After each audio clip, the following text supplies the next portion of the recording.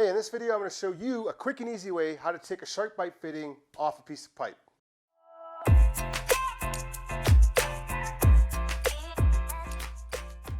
Hey everyone, welcome to the channel, The Plumbing Gurus. On this channel we're striving to save you money and keep you informed on all the proper plumbing practices. Let's get into this video. Alright guys, thanks a lot for joining us today. This is a short video, I understand that, but I feel like it's a little good content for everybody to know. If you don't have that little special tool that comes with the Sharkbite that you can buy, the tool just slides on and it presses against the Sharkbite fitting here and slides the Sharkbite fitting right off. Instead, I'm going to use a pair of crescent wrench. Both these tools you'll be able to find a link in the description below. Check it out if it's something that you need. So to give you kind of a breakdown how these fittings come off, here there's a little sleeve on the front of the fitting. If you push that sleeve up, it disengages the teeth that are holding the fitting onto the pipe.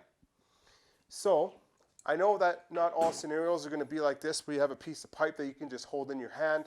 I know you're going to be up in a joist space, or you're going to be either from below or up top, depending on what you're doing exactly. But this kind of just gives you an idea on how to take them off. So if you're taking off a cap or a coupling or whatever you're taking off, what I like to do is I'll just put my crescent wrench on and I'll just snug it so that it's snug with the pipe. Okay?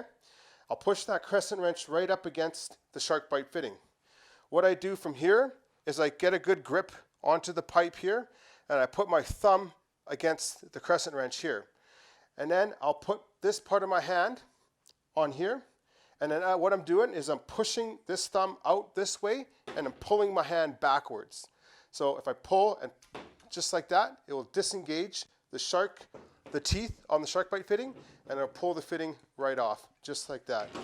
Nice and simple. If you have a coupling, and let's say you're in a joist space or you're in somewhere where it's a little hard to get, this is another method that you could use. It does somewhat damage the Sharkbite fitting. I don't know how many times you can reuse them.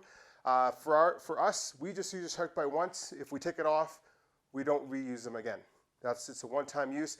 We'll use them to maybe cap lines. Maybe we'll throw the water on, it holds, we'll shut the water off, we're good to go. We know that there's not going to be, the Sharkbite, it's not going to be in the house for, for a very long time, just for testing purposes.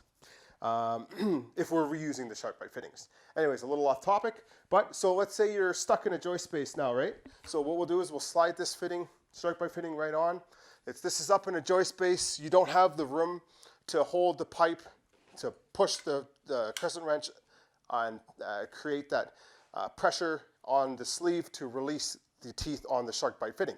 So what I do is, this is like kind of like a last resort option, is you can just grab your crescent wrench and then you gotta watch because this thing will come flying off there, and then you just gently hit it off just like that. Okay? So that's the other way of doing it. Just give it a light little tap. And when I'm doing it, when I tap, if I'm stuck in the joist space, I won't just do just one way like this.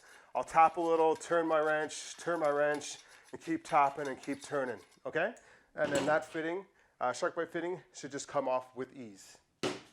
Anyways, guys, thanks a lot for watching. If you guys have any other recommendations or any other ways that you guys like to take your Sharkbite fittings off that's as good or better than mine, please let me know. I'd love to hear you guys' comments.